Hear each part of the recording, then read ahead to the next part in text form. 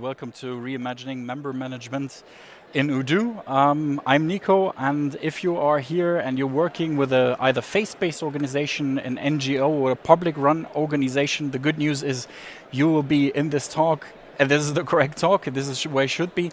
The bad news I have for you is that I'm getting a lot of questions from people if there is a discounted version of Odoo, and a special price for Odoo licenses for example, NGOs, and I can tell you after some talks with Fabienne that is still not happening. So if that question comes up, I want to answer it directly in the beginning. Right now, there is no Odoo special pricing for NGOs, unfortunately. Let us start with the question here.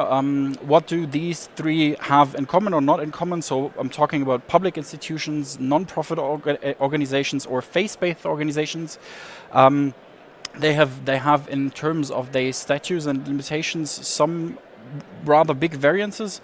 But if we look at what they have in common, they all have one common goal. They work for the public good. But that also means that they often work with funds and with budgets run in from the state. That means they get allocated funds. For example, in the case of public institutions, this could be, for example, stuff like universities, a directly allocated budget that they need to transparently use for the case that they are on. So this is mostly one focus case use. Non-profit organizations, they also all rely extremely on external funding. But at least in Germany, they all have the problem that they are very fragmented. A lot of stuff is not very working digitally yet. And let's say there's not a lot of collaboration yet in these organizations. Who am I? My name is Niklas Kulzmann. I'll be guiding you through my little talk today. I'm the managing director of ZDOV. If you want to receive the slides at the end, always check that QR code. We're going to put it up at the end here as well. Who are we at ZDOV? Why am I talking to you? We are a daughter company from Much Consulting. That is one of Germany's biggest Odoo partners. We're a gold partner, actually got nominated as top 5 partners in Europe, and we founded the ZDOV, Zukunft Digitale und Offene Verwaltung, which roughly translates to the future of digital and open, coming from open source administration. So we're trying to use Odoo and its open source version for especially the German market and NGOs and public companies that could be run on open source. We've over 80 consultant engineers with us, and just to show you some references, we work on a broad case from actually state-run organizations towards faith-based organization or big time in R&D, because most of the problems they face are quite similar. What has happened in Germany, to give you a little insight on our market, we've had a general lack of infrastructural investments into this public sector over the last years. We've had a chancellor 10 years ago that told our population that the internet was still something new, so you can imagine that we are in Germany, we are very far behind in terms of digitalizing our administration. We've had one new law that is called the Onlinezugangsgesetz, which means that every citizen has the right to access public services via the internet. And what does that mean? That means that if you want to have any service that is done by the state, you need a new ID card, whatever it is, you need to ask for housing allocation money or whatever it is, then you as a citizen, you now have the right to do that online. What does that mean? That means in the German reality, what they did in most administrations, they put up their old PDF files that you had to fill out, the forms that you had to fill out to ask the government, for example, for money. They just put that in an online PDF. But none of the processes and none of the collaboration on these documents, none of what had actually happened inside the administration later on was digitalized. That meant that most German administrations got the new information via PDF, but then in reality printed out the documents to then transport it inside of the administration. And I feel for those of you who've already used Odoo, you already see that there is a high potential of making this way, way better than we did it in Germany over the last couple of years. And so what we usually explain to the administration and our organizations, we usually start by explaining the big suite of application and possibilities from, let's say, project management to event management. There are a lot of Odoo cases that are there to manage these processes, but let's say most of them are not perfectly customized to the NGO environment, and especially not to the environment that is the fiscal responsibility that you need to have, at least not for German standards. This is where we come in, and this is what we are building up on. If we look at the challenge space where we start working with NGOs, we start working with the government, the first thing we need to do is we need to build trust for Odoo. Odoo exists for quite some time now, but still some of the German officials do not trust younger companies yet, but they do not trust the American companies yet, which means that we have a lot of companies coming in and working, and NGOs wanting to work with Odoo, because we are a European company. We have the possibility to host this on-premise, to host this within actually the ministry, for example, if we want to do that. And then the second step after we've built some trust is always that we slightly go into change management. None of faith-based NGO or public institutions will start to use Odoo right away. What needs to happen is we need to take every single process that they have and translate it into our Odoo Cosmos and then try to automate, right? This is usually where we stand. We usually start at paperwork, and our main goal is that at the end we do not have any printed paper anymore out there. Yeah, and this is then third step, of course, taking the processes, automating them, putting AI on top. And if we look now at reimagining member management, how we could work on member management, I want to give you a small explanation of how we actually run that. So what do we often find? The current status that we often find, especially in clubs, we have clubs that have 30,000 members that need to be managed with Odoo. What we find, we have a lot of Excel sheets, or we have some tools where there's maybe a small database already where the people are in. And then we find a bank account. And then we often find an elderly person, somebody who's really into the club's organization and wants to help, who's manually doing the balance between what members should pay and what really arrived on the bank account. And then we often find them having 5 to 10 different tools for communicating, either events or, let's say, new possibilities to become a member, to donate. So it's all over the place usually. And what is the most important delivery that they want to have? It's always a transparent status. They all need a reporting, not only for themselves or for your organizations in that sense, but also to then reproduce their numbers and to transparently share how their funds were used.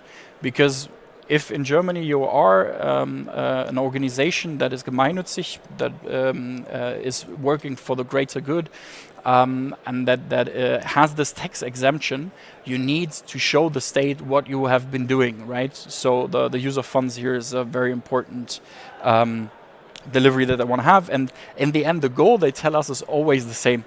Bring in the money, get us that money, right? Because that's where most NGOs live from. That is one of the biggest problems they all have. Then inform the members what's going on, what's happening, where do we actually stand, and then they all want to try to reduce the overhead. And on average, after we finished, we can, I don't want to say replace 10 to 15 people who work in the administration of such an organization, but we can use this labor to actually work on the projects. Because the biggest frustration is, I mean, if some of you work in NGOs, the biggest frustration is always, if we have 50 people, and out of these 50 people, 20 people work only on administrative processes, work on paper and Excel sheets, there's so much manpower that gets lost just due to administration needs. And this is usually where we come in and we try to automate, reduce that stuff so that all power can go into the projects and to actually do the good and not only administrate the good. So where do we usually start? We usually go in and take Odoo Contacts app, and then we replicate what we had done before as building an own members app, but there are apps from Odoo as well for this. For example, the new community app, right? I've been asked a couple of times how good is the community app of Odoo. I can tell you it's really good and it's getting better and better. Why am I saying that? Because I'm giving a lot of feedback on that one as well, because this is the only thing we focus on every day. And so this members app is getting, or the community app is getting better and better.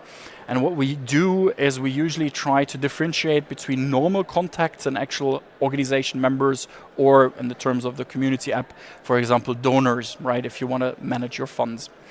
And this first differentiation is super important because a lot of organizations will, in that case, usually mix up their usual contacts, so for example, suppliers and people who actually donate. And if you have not a clear database between people who are actually interested in what you do and not only being like suppliers, for example, reaching out to them, managing their contacts is going to be a huge mess. That's why the first step, what we do, is we usually differentiate between base contacts and then real members, community members, core people that work on, inside and around the organization. And then the second thing we do is we try to analyze, in most clubs that is the rule, we try to analyze what kind of subscription they have. Now a lot of people will tell me, but we are in a club, we have a membership, it's not a subscription. What I'm trying to tell you is that the base of membership subscription is the Odoo subscriptions app. And in this Odoo subscription apps, you can actually buy a subscription, a membership that goes, for example, monthly or yearly.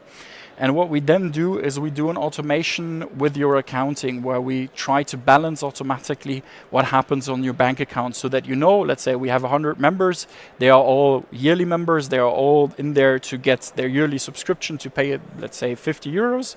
Then Odoo in the background will automatically create an invoice. And every member will get their own depending on what level of membership they have. And so the most important part is to figure out, and this is something we need to challenge inside of these organizations a lot, is there a clear structure of who is paying how much? For example, children often pay a little bit less money, another elderly people often also get some discounts. And we need to have all these rules and explain these rules in the subscription configuration so that Odoo creates the correct bill, because this is the amount that is expected from that person to come in and then to be balanced towards what the person actually paid. You will see the little Germany flag up on the accounting, and there is something very important right now. If, and this is the special case for Germany, might be in your case, in your countries might be a little bit different. This Odoo document that gets sent out, which is, let's say, the bill for your membership, that is not a text relevant document. That is a donation attestation. Odoo in its community app has now also created a second version of this document that gets sent out if a member donates money to you. That is really good in terms of developing the members app, but it is not legal in Germany because our financial authorities give out a clear format of how that needs to look. That means if you want to use this in Germany, you need to have what we build, the German adaptation for actually creating donation receipts that are 100% legal. That, of course, is something that Odoo cannot do, because then you would need to have a tax specialist in the NGO department for all countries in the world, because I feel like there is no standardization in this. Every time we do a project in the UK or France, for example, rules differ. That's why we stay mostly experts in the German market. Okay, so what do we try to do here? We try to cancel all the work that needs to be done manually by balancing the sheets between what are we expecting in terms of money, what do we have, and we create different balances so that the clubs, the NGOs, or whoever is taking on that work is differentiating between what is happening in terms of our business and what is happening in terms of our donation, because that is something you want to see separately. This is also something we want to have reported differently. And then what we take on in the normal funnel, we usually rebuild and reconstruct the Odoo websites, where we build out portals. The Odoo website is very strong for your members, for example, because you can differentiate between members that are actually logged in. So where your system, as I explained before, will check that it is actually a member, will let them into a member space in your portal and, for example, show special events only for members, right? You can hardly differentiate here, because we will then tell Odoo and its website only show these special events if the person registering or the person signing in is actually a valid member. That's why we made this differentiation between contacts and members in the beginning. And then of course you have the whole mail marketing communications part. And then the last part we do in these kind of projects is we start building dashboards. That was what I mentioned in the beginning. Dashboards super important and highly needed for the tax authorities at the end to transport the information of how much you had, how much you used, and how many donation receipts you gave out. How could that look? This is the usual contacts app. And then when you differentiate that between the members app, it looks very, very similar, right? Because it's the same base module. And then what we do is when we create these sort of memberships here, this is just a demo screenshot I put in for you. You have a lot of different ways on how to structure that. You can give every membership a certain duration. You can give it a fee. You can differentiate between membership levels. So what I said before, also differentiate between, for example, a full paying member and then a reduced member. And then at the end, you will have your people in your actual membership to transport and control that. And here on every low-end map of Odoo, on the bottom level, it will activate what is called memberships, so that you can see, even if you're in the contact base, what membership which person has. And this is what we usually do in these kind of projects. I brought you 2-3 other quick use cases. I know I have only 3 minutes, so that you know what we usually do in our work. So on a ministerial level, if politics is involved, there are a lot of events that needs to be managed, right? NGOs, public companies often have events for the outside world. We use Odoo for this a lot, but we customize it. A story that we had is that one of the organizations we worked with was directly under a ministry, under an economic minister, and he needed to throw a lot of events, but the guest list needed to be locked and needed to be very exclusive, because the parliamentarians had agreed on who could be on the guest list and who not, just to have a political proportion in the right order. And that's why we took the events app and built a very strong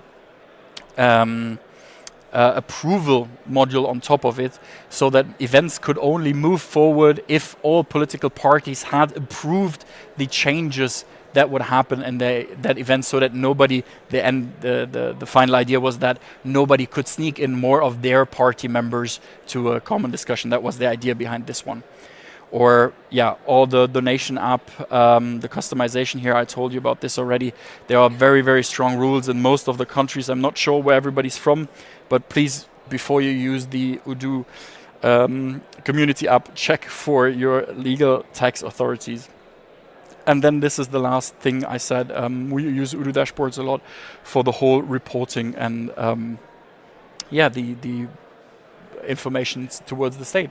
And I think I should be... the last one is stakeholder communication. Who do you invite to what event? Who can see which event? Who will get which report?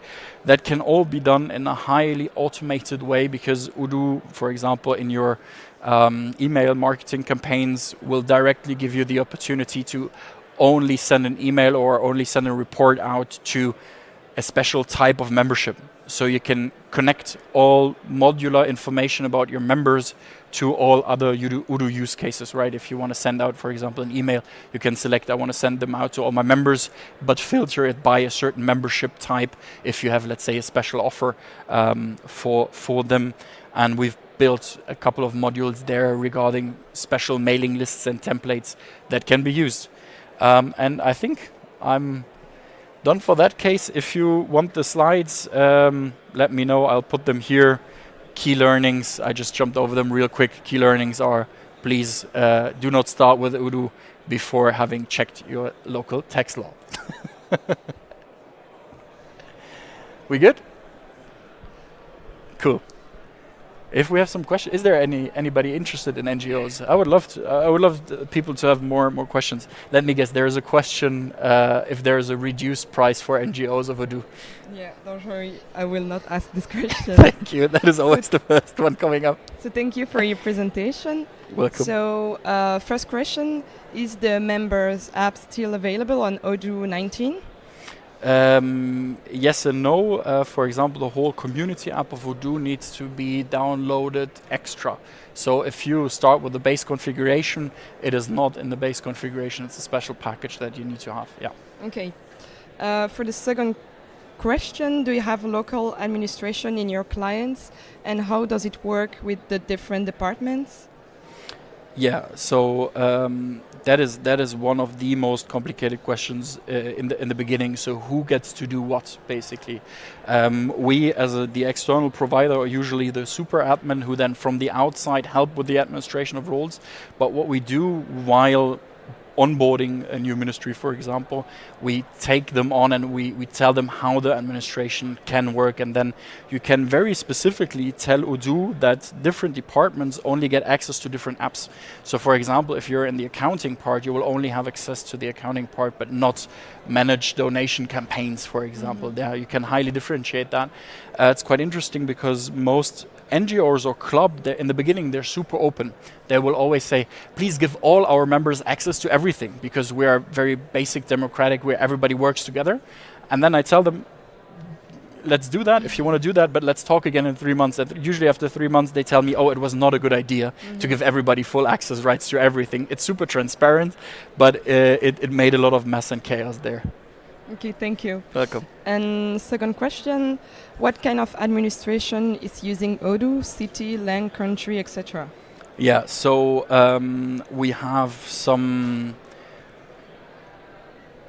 That was the reference slide I showed before. We have for example, in Portugal and Spain, the whole education system is run by Odoo open source. So thousands of children's schools are being administrated by that. In Germany, it's starting. So in Germany, some cities, for example, like the city of Munich, their local services company, so the company who runs the rubbish, who runs the public bath, who runs the water and all that stuff, they are working with Odoo now as well. But also big international organizations, like for example the Maltese International, just starting using Odoo, as to give it an example of a publicly very widely known brand. But also Forschungsinstitute, a lot of Leibniz institutes are starting to look into that more and more. Yeah. And maybe to finish, what is the most challenging part when working with NGOs? It's the change management. Okay. You need there was one great CEO of a company, of a public company, that once told me, there are no IT projects. There are only change management projects with IT. And I really like that sentence, because every time you start with Odoo, that means your mode of collaboration will work. Your mode of collaborative work will change a little bit. You will be more collaborative. Everything will be in one tool. You will need different processes. You will need to adapt a new way of thinking, a new way of working. And that is often the most challenging part, because the software works very well. Okay, thank you. You're welcome. So if people still have some question, where can they find you? Sorry. They can mostly find me on LinkedIn, or they can just fill out that QR code and leave their information. I think from our organization we gave 14 talks in total, and my talk is number 10, okay. The NGO one. Just reach out if you have any questions. Okay, perfect. Thank you. Thank you so much.